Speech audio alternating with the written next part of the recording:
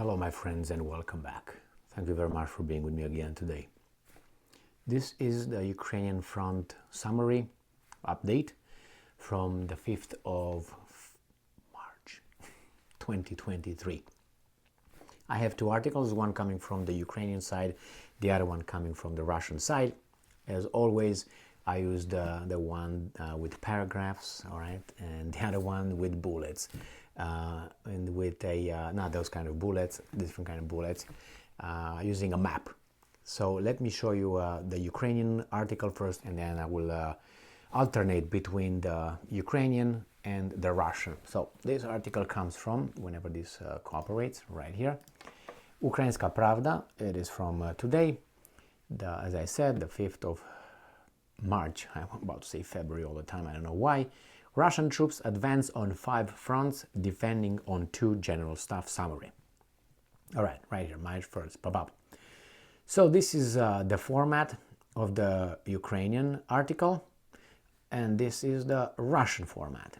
You have the map, and you have all these bullets here, and each bullet represents something. The blue one represents Ukrainians shelling, the red ones represent the Russian shellings.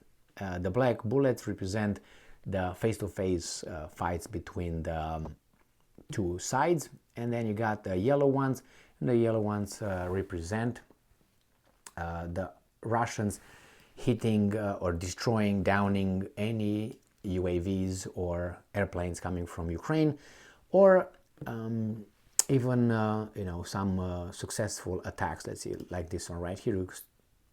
You mark it, you check it, and it says Russian air defenses shot down a Ukrainian drone. Just give you some examples. Let's say what's going on here. Ukrainian troops shelled at a village from the MLRS HIMARS. 7 houses were damaged. And then let's say let's go to Bakhmut. Let's say what they say here. Earlier, the founder of Wagner PMC, Evgeny Prigozhin, said Russian forces have practically encircled the city with 1 road remaining. So, and then let's get these things of the Russians. Russian forces destroyed the launcher of the Buk M1 surface-to-air missile systems. So now you know what's what, who's who. The Ukrainian article update will start talking about the front in general, and then it will start with the northern oblast, Chernigov by the Russians, Sumy, then Kharkov by the Russians, then Luhansk, then Donetsk, then Zaporizhia, then Kherson. And here is Crimean Peninsula, nothing there, according to Russians. So let's go to the Ukrainians. Russian troops are conducting offensive operations on the Kupiansk, Liman, Bakhmut, Avdiivka, and Shakhtarsk fronts. So these are the ones, right here, where the black stuff is. Right here, and they say over here as well. Here is Liman, this area here, but the Russians did not use it. Did not mention any black bullets over here. The lowest, the only advance that they mentioned, the Russians, is Artemovsk, which is Bakhmut. And then we have Avdiivka, Marinka, Vuhledar, which is, guys call it Ugledar. So let's go back here. And while defending themselves on the Zaporizhia and Kherson fronts. So the Russians are attacking on those fronts, Kupiansk, Liman, Bakhmut, Avdiivka, and Shakhtarsk, and defend themselves in Zaporizhia and Kherson front. Defend themselves not by an offensive, but from shelling, mind you. Alright, let's go and see. Zaporizhia is right here, and the Russians don't say anything about Zaporizhia being attacked. This is the only thing, and this is in Kherson already. Let's say Kherson. Ukrainian forces shelled the village using barrel artillery. So this is Kherson. All these are attacks by the Ukrainians, which is good. Kherson is right here, the city. Let's see what the Russians did. Russian artillery units destroyed the MSTA-B howitzer with ammunition. 3 Ukrainian armed forces servicemen were killed, 5 were wounded. So, you see, they very much don't agree with one another in their reporting and updates. Summary of the General Staff of the Armed Forces of Ukraine. Oh, here it says that in some areas they are trying to create conditions for switching to the offensive, talking about the Russians. The Russian Federation focuses its main efforts on conducting offensive actions in Kupiansk, Liman, Bakhmut, Avdiivka, and Shakhtarsk fronts, the ones with the black bubbles that I showed you. Russia continues to violate the norms of international humanitarian law. Blah, blah, blah, blah, blah, blah. Only them. The Ukrainians are all clean.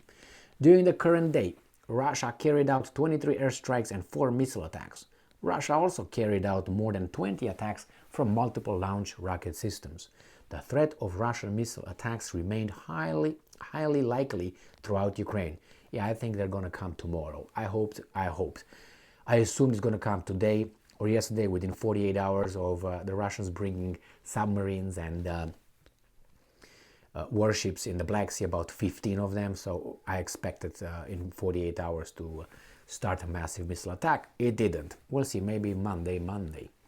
On the Volyn-Polisia, Siverchnia, Zaporizhia fronts, the operational situation has not changed significantly.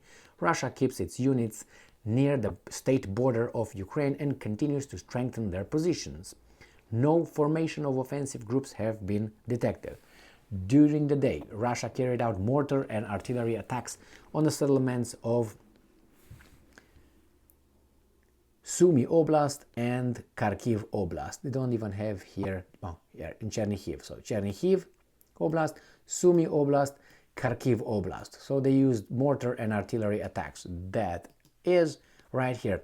Chernihiv, they say, but the Russians don't say anything. In Sumy, the Russians don't say anything.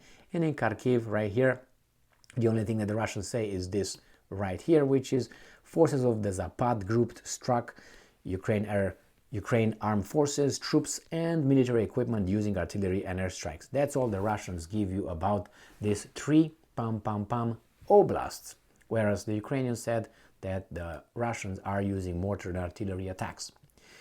On Kupiansk and Liman fronts, now we go Kupiansk, Liman, this is right in this area here.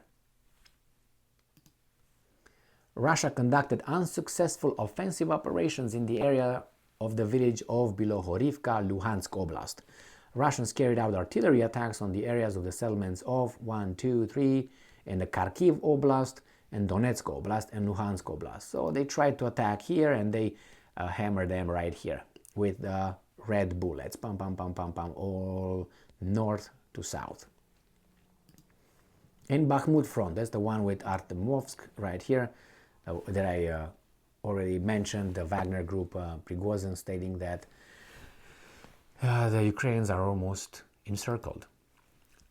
On the Bakhmut front, Russia continues to conduct an offensive. It keeps storming Bakhmut and surrounding settlements. Russia carried out artillery and mortar attacks in the areas of the settlements of, and they gave you about 7 or 8 settlements in Donetsk Oblast.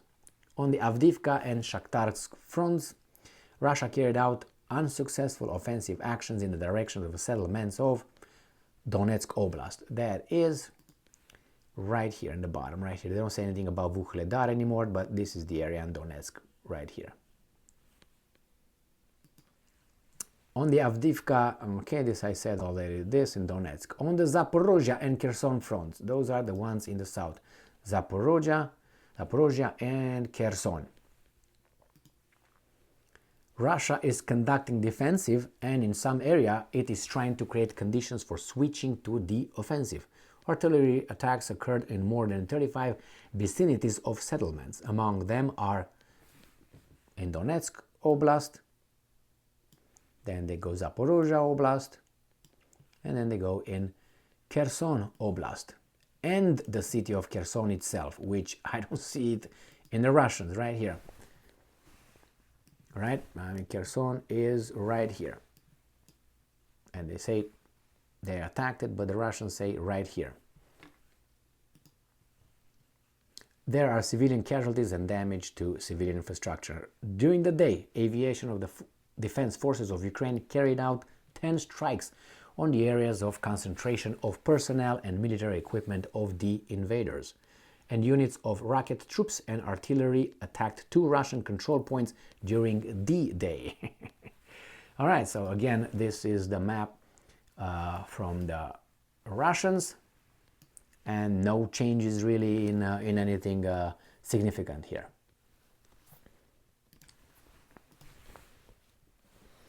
So this would be the update for the Ukrainian front. the information, I made a video on Bakhmut, and I got some information where they said that the Ukrainian army, the Ukrainian troops in Bakhmut are conducting a fighting withdrawal. There's like this, like that. You go back and you shoot at the guys. I'm guessing. I made a video on that. I thought it was funny as hell, but fighting retreat. You run. That's how you do it, I guess. Minus the horse. Maybe they're one on top of the other. Not funny, but funny. Unfortunately, the people who are in control of all these things are, using, I think, the Ukrainians and the Russians, and not only because they're using us as well by sucking our resources. You can consider that my resources. My resource to a certain extent is my own production. So then sucking our resources and just deciding to give it to whomever they want in the name of, as I always say, democracy. You vote one time, they decide for 4, 5, 6 years, depends on the length of the term, what to do with your life. And you can't do anything but vote again next time for some other good politicians called leaders. Look at, what's his name? Biden. He is the prototype of a leader. And Kamala, another prototype of a leader. You can make shit up, man. We gotta work on improving things. But together. Thank you very much for being with me again today. Stay strong, stay smart, look for the truth, and be just.